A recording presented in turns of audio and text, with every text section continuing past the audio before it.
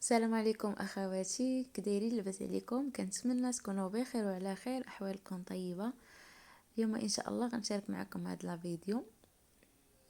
غادي ننظف الفران تنظيف العميق بهذا البرودوي السحري. صراحه ما غتندموش الا خديتوه، راه متوفر في بيم كيف ما تنعرفوا.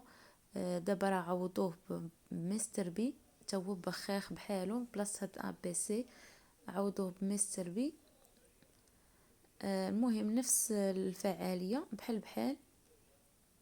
صافي كنرشو على الفران مزيان من على الدجاجات ديالو. دجاجه وحده حيدتها لي هي هذه، والدجاجه الاخرى راه ما تتحيدش، رشيتها على في الفران. رشيت مزيان هاد سميتو هاد البرودوي ا بي سي. صافي وكنحك بالسلك الرقيق، تا هو نيت راه كيتباع في بي. صافي هنا من بعد ما حكيتها كتخرج على هذا الشكل كيف ما تيبان لكم. هنا مازال ما مسحتهاش، المهم ما بقاش فيه هذوك لي طخاس ديال الطياب والدهون. صافي هنا كنغسل الدجاجه اللي كتكون لاصقه ديال الباب ديال الفران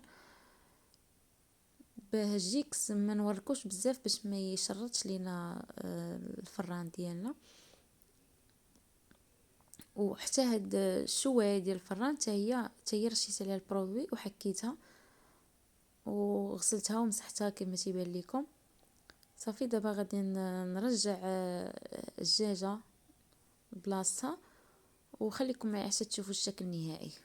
وهذا الفران من بعد ما نظفته صراحه رجع نقي كيف ما تيبان لكم، وما غتندموش الا استعملتوا داك البرودوي. صراحه زوين وكيهنيك، يعني بالزربه كتنظفي الفران او لا بانيني او لا حتى الثلاجه من برا اللي كتكون ديال الانوكس، حتى هي كينظفها الكويزينيير.